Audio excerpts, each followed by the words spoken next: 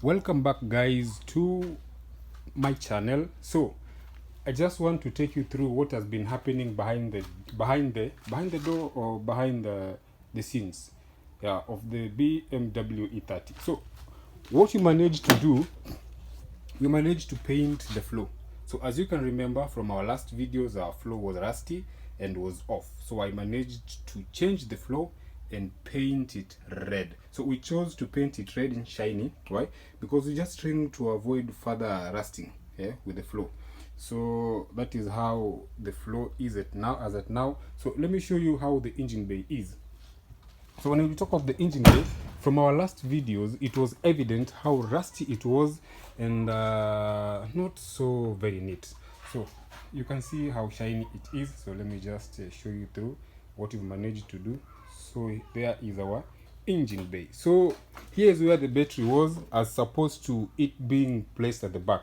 So what he managed to do is I've managed to fix a compartment at the back whereby I'll shift my battery from this point to the back inside the boot. So let us go where I'm just trying to say. So here is our boot. Yeah, our boot was rusty as well. I managed to replace some of the parts which were rusty. So here is where our battery will sit. So as you can remember from our last video, there was a hole inside here. So we managed to fix the floor for the battery, and even on this side too. So these are just the wire harness which I'm trying to have them in place. So just to show you how this place was, and we are just continuing doing some filler work on the car and even doing some paint work. So that is what we're doing for now. So this is what will happen. The reason as to why we're not doing much of the paint work is we want to make sure the engine is back. The engine is back to its rightful position. So until then, so I'm checking at maybe having this engine back